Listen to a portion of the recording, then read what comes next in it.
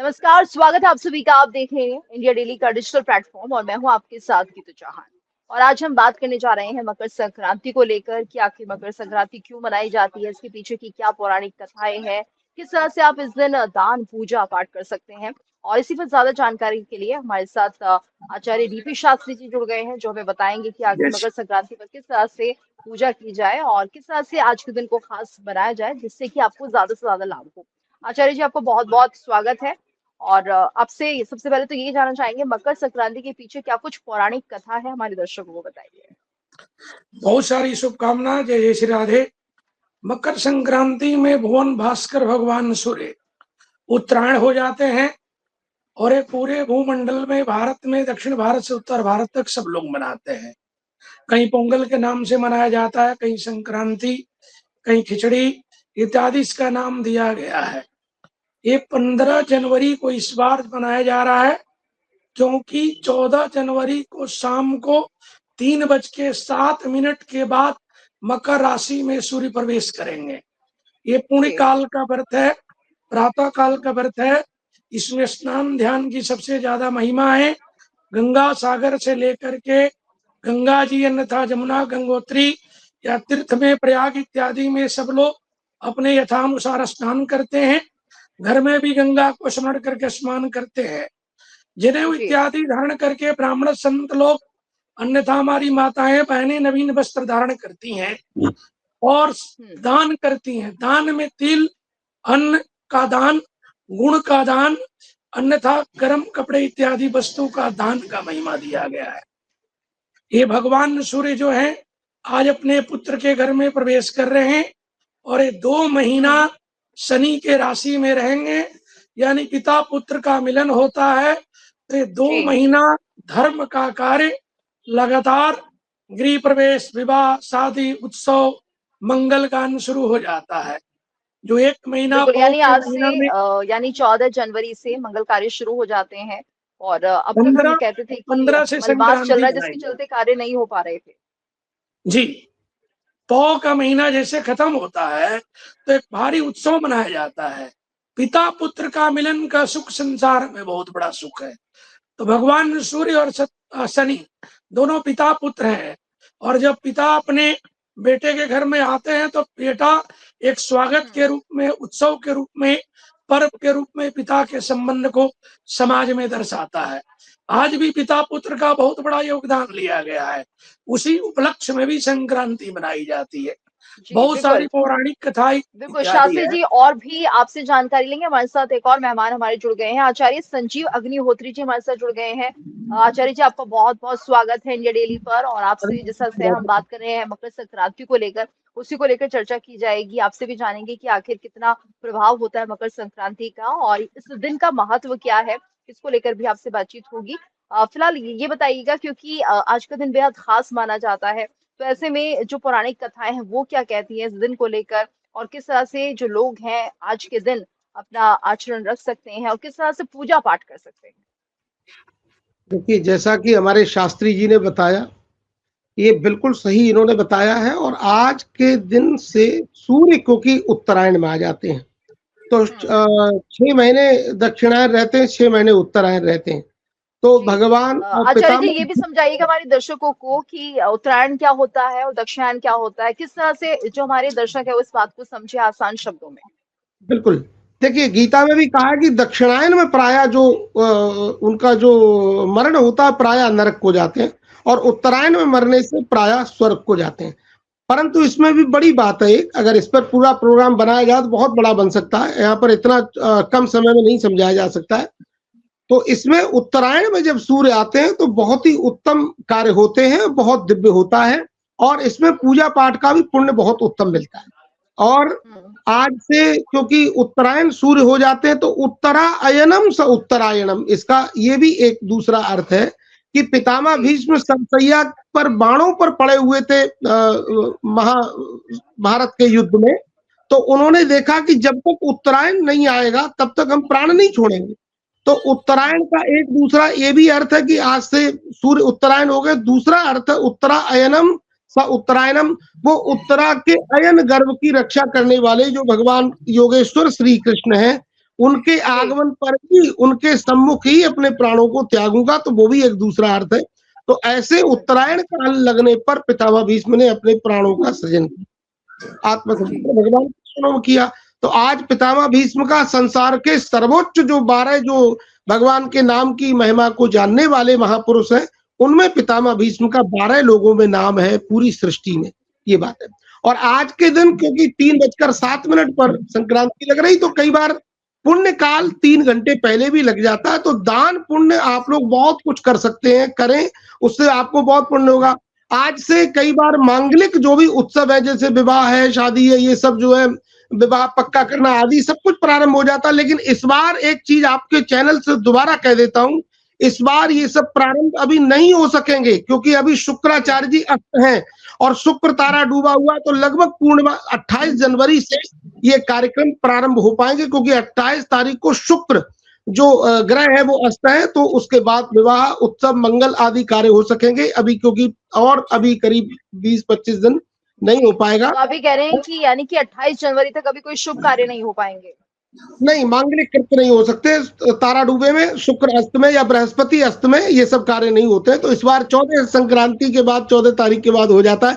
और 14 तारीख को इस बार जो मकर संक्रांति है, इस बार एक और बड़ी विशेषता है, इस बार एकादशी व्रत सर्वेशाम है।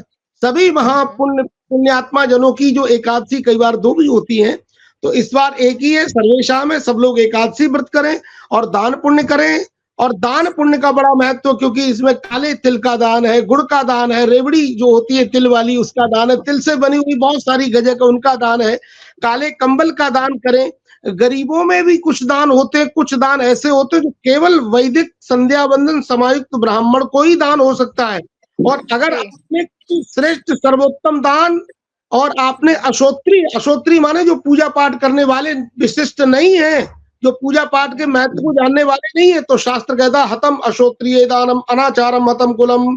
अशोत्रिय जो श्रोत्रिय नहीं है, जो कर्म शुद्ध ब्राह्मण नहीं है या जो भी है, तो उसको दान नहीं देना चाहिए, उससे आपका कुल खानदान ही नष्ट हो जाता है। तो दान बड़ा देख कर किया जाता है, ये बड़ी विशिष्ट बात है, लोगों को कड़वी लगेगी परंतु ये सच है, ये शास्त्रोक्त प्रमाणित, देश के सर्वोच्च ग्रंथ का प्रमाण है इसमें जो मैंने श्लोक बोला है। तो हाँ, कुछ दान ऐसे होते हैं जो सहायता दान होते हैं, तो वो जैसे कंबल है या कुछ वस्त्र है जो गरीबों में बंटवाइए, चावल है बंटवा दीजिए, दाल है बंटवा दीजिए, ठीक है, गरीबों की सहायता, लेकिन वो दरिद्र नारायण सेवा। पर उत्तम दान जो संक्रांति के बाद संकल्प बोलकर जो दिया जाएगा, वो केवल वैदिक ब्राह्मणों को, संध्या वंदन समायुक्त ब्राह्मणों को ही देने का अधिकार है, और किसी को नहीं है, भले ही चाहे ब्राह्मण क्यों ना बना रहे।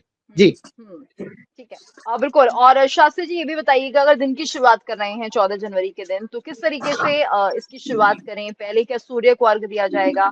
और जैसे कि दान की बात की जा रही है, तो इसमें शनि का दान भी हमें दिखाई दे रहा है, तो क्या माने कि सूर्य और शनि दोनों का जो दान होता है वो यहाँ पर करना है, या फिर शनि से संबंधित जो चीजें उनका दान किया जाएगा? देखिए, काशी विद्वत परिषद या काशी का जो पंचांग है ना, वो 3:07 के बाद सूर्य चेंज हुआ है, तो पुण्य काल संक्रांति मनाने के लिए लिखे हैं। तो पुण्य काल संक्रांति 15 को ही होगा। तो दान इत्यादि तो अपने सामर्थ्य के अनुसार सबसे पहले दान है। एक आपका प्रश्न, तो अभी कह रहे हैं कि 14 तारीख को ना होकर मकर संक्रांति 15 तारीख को मनाई जाएगी। हाँ, इसीलिए मनाई जाएगी। पुण्य काल का स्नान अब 3 बजे 2 बार तक तो कोई भूखे प्यासे रहेगा नहीं, बुजुर्ग आदमी, बच्चे भी नहीं रहते हैं।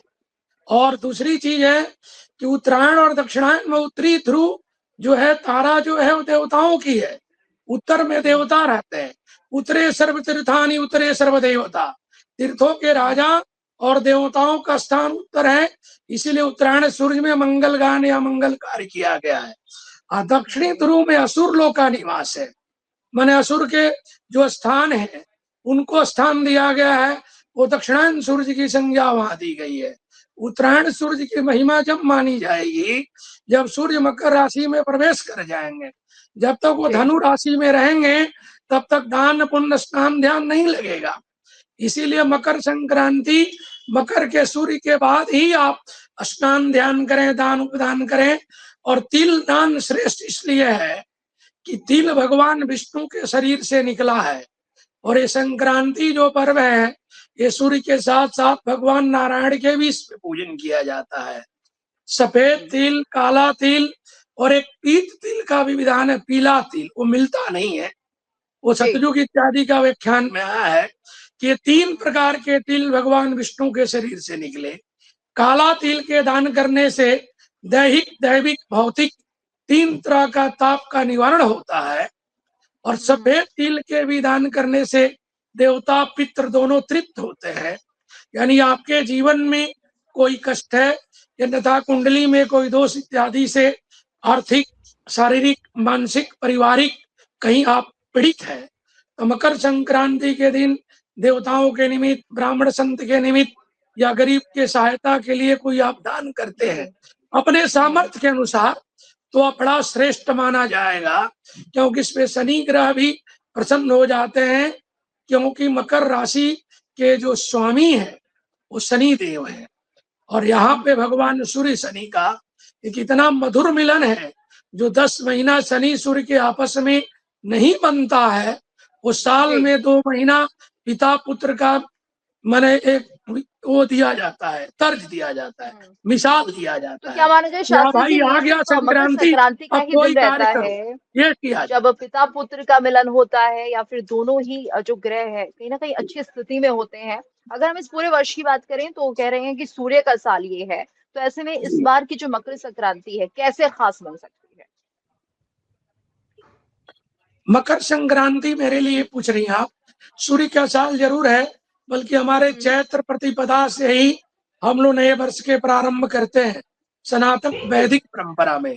तो 20 मार्च के दिन बृहस्पतिवार के दिन से ही हमारा नया वर्ष शुरू होगा, जिसमें प्रतिपदा तिथि 6 है, बल्कि देवगुरु बृहस्पति राजा बनेंगे, मंगल महामंत्री बनेंगे, रुद्र नाम का संवत्सर से संकल्प किया जाएगा, संवत्सर का वास माली के घर में माना जाएगा।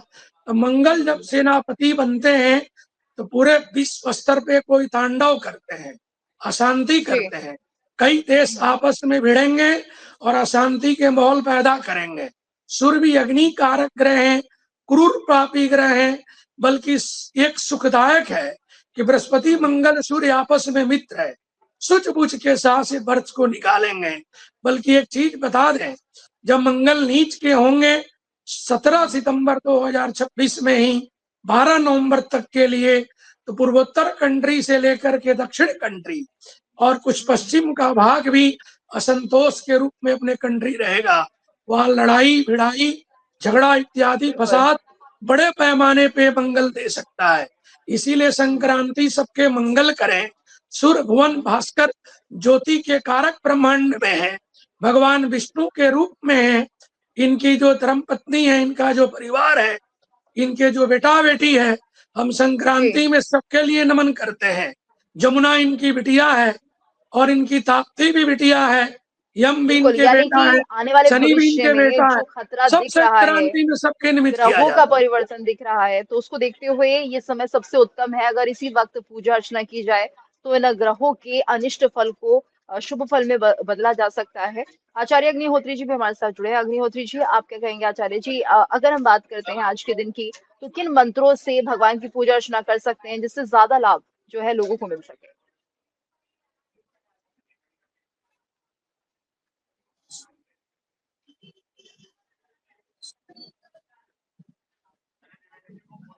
आचार्य अग्निहोत्री जी, आपकी आवाज नहीं आ रही है, अनम्यूट कर लीजिए एक बार।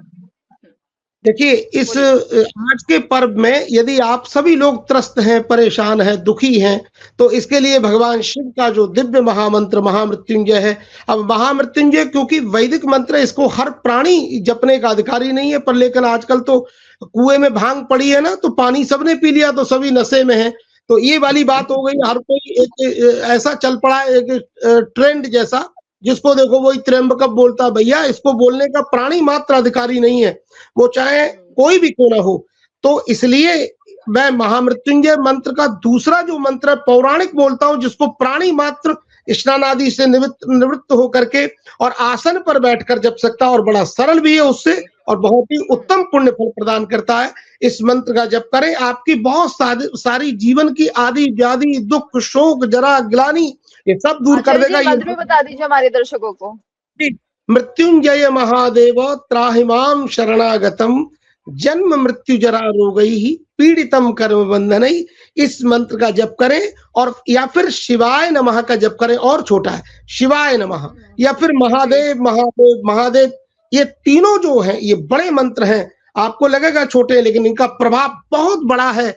इनके मारे पूरी दुनिया हिल जाए, लेकिन व्यक्ति सोई जाने जेहि जेहु जनाई, और जानत तुम ही हो जाए। जो जानता है वही जानता है, पर लोगों को लगता है कि नहीं साहब वो मंत्र बड़ा है, उसको जपेंगे, पर उसका दंड बहुत भयंकर है। आप सभी लोग जपने के अधिकारी नहीं, पर ये पौराणिक मंत्र सभी जप सकते हैं। लेकिन आचार्य अग्निहोत्री जी, अगर किसी ने दीक्षा ली है उस मंत्र की, तब तो उसे जपना संभव है, तब उसके परिणाम शुभ में ही होंगे। देखिए, अगर किसी ने दीक्षा अगर महामृत्युंजय मंत्र की दी है तो वही जपने का अधिकारी नहीं, जिसने दिए फिर वो व्यक्ति गलत है। क्योंकि अनाधिकृत चेष्टा से अगर किसी मंत्र को जपोगे तो वो मंत्र जो है विनाश करता है, शुभ नहीं करता है। इसलिए जो मंत्र हमको जपने का अधिकार है, शास्त्रों ने जो दिया है, उनको तरीके से जपे। इसलिए कहते हैं विद्या अध्ययन करो, पढ़ो, पढ़ोगे तभी ज्ञान होगा, बिना पढ़े कभी ज्ञान नहीं हो सकता। व्हाट्सएप ज्ञान से जीवन नहीं चलता है। पर आजकल हम देख रहे हैं कि महामृत्युंजय का मंत्र चारों तरफ गूंज रहा है, सब उसी से आराधना करते हैं। और इससे पहले जिस तरह से कहा जाता है कि ये मंत्र पूरा नहीं है, अधूरा है, तो उसको पूरा करने के लिए हम देखते हैं कि आगे और पीछे संपुट लगाया जाता है। तो क्या माना जाए, उससे भी कहीं ना कहीं दोष लगता है? बिल्कुल लगता है, 100% लगता है। मैं यहाँ से लेके काशी तक के विद्वानों को सबको चैलेंज करता हूँ, अगर कोई कह दे कि महामृत्युंजय जपने का या वेद मंत्र जपने का प्राणी मात्र अधिकारी है, तो अकेले शास्त्रार्थ को, पूरी सृष्टि को चैलेंज है। अगर मैं साबित कर दे, है ही नहीं साहब, मैं हाथ जोड़ के विनती करता हूं पूरे देश से, इसका कोई क्रम नहीं है। आप ओम नमो भगवते वासुदेव, आप ओम नमो नमः शिवाय प्राय जपते लोग, शिवाय नमः जपना चाहिए, शास्त्र में लिखा है, शिव पुराण में लिखा है शिवाय नमः जपना चाहिए। कहा ये भी जाता है कि मार्कंडेय ऋषि ने इसी मंत्र का जाप किया था और जिसके बाद उन्हें कहीं ना कहीं अकाल मृत्यु से मुक्ति मिली थी। अरे साहब, मार्कंडेय ऋषि जी बहुत तपस्यात्मक थे, वो संध्या बंदन समायुक्त थे। आज हमारे देश के हमारे अपने लोग भी संध्या बंदन नहीं जानते, हुई इस दिस संध्या बंदन। तो बिना संध्या बंदन जो, अच्छा प्राणी मात्र संध्या बंदन जानता नहीं तो कैसे करेगा? तो संध्या बंदन जो लोग करते हैं, मैं पूरे देश से कह रहा हूँ, जो लोग संध्या बंदन समायुक्त वो कर सकते हैं, लेकिन आसन पर बैठकर शुद्ध पवित्र अवस्था में कर सकते हैं, सड़क पर चलते हुए नहीं कर सकते। महामृत्युंजय जो आप कह रहे हो, तो सबके लिए एक सीमा है। लेकिन जो संध्या बंदन समायुक्त तो नहीं, उनको ओम बोलने का अधिकार हमारे शास्त्रों में नहीं है। ये बड़ी शास्त्रों की गहरी बात बोल रहा हूं, ये सबके ऊपर से नहीं उतरेगी, ये सब पानी की तरह बह जाएगी। लोग हमारा विरोध करेंगे, पर हमारा विरोध से मतलब नहीं है, पर लोगों का कल्याण हो, हम वो बात कहना चाहते हैं। ओम बोलने का अधिकार, तो आप ये भी कह रहे हैं कि जो लोग संध्या वंदन करते हैं वो इस मंत्र का जाप कर सकते हैं आज के दिन? ये बिल्कुल कर सकते हैं, आसन पर बैठकर शुद्ध पवित्र उसमें कर सकते हैं। और नाम जप प्रभु का, अब वाई नॉट, नाम जप क्यों नहीं करते हो? जो आप पुरानी मात्र को छूट मिली है वो तो करते नहीं हो, पर वो आप सीधे हवाई जहाज पर चढ़ना, अरे भाई पहले साइकिल चलाओ तो कल्याण होगा। आप सीधे हवाई जहाज पर जाओगे तो कैसे कल्याण होगा?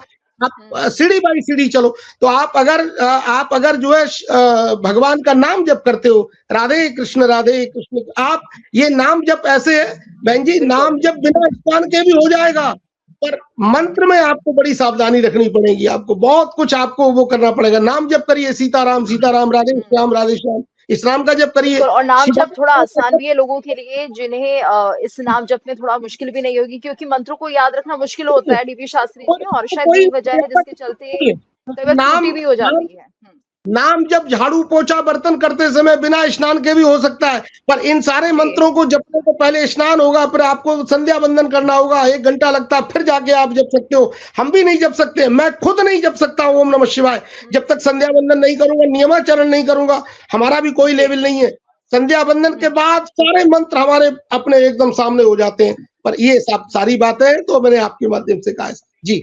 जी ठीक है। तो शास्त्री जी, ये माना जाए कि अगर कोई संध्या वंदन नहीं कर रहा है तो उन्हें सिर्फ नाम जाप करना चाहिए, और जैसा कि कहा भी जाता है कलयुग केवल नाम आधारा, तो ऐसे में कलयुग में नाम मात्र से ही हम अपने जीवन में उन्नति कर सकते हैं। अगर हम चाहते हैं कि हम अपने आध्यात्मिक प्रगति को और आगे करते जाएं, तो इसके लिए सिर्फ नाम जप ही सबसे बेहतर हो सकता है। शास्त्री जी देखिए, संजीव जी ने बहुत अच्छा एक टॉपिक दिया है। मंत्र मित्र भी और मंत्र शत्रु भी है। अगर मंत्र को बिना ध्यान, बिना आसन शुद्धि किए, दिग्बंधन किए, दिशा बंधन किए, बिना विनियोग किए आप मंत्र को जप नहीं कर सकते हैं। वैदिक मंत्र में बहुत शक्तियां हैं। हम पोंगल के संक्रांति के ऊपर जो चर्चा कर रहे हैं हम उस पर चलना चाहते हैं।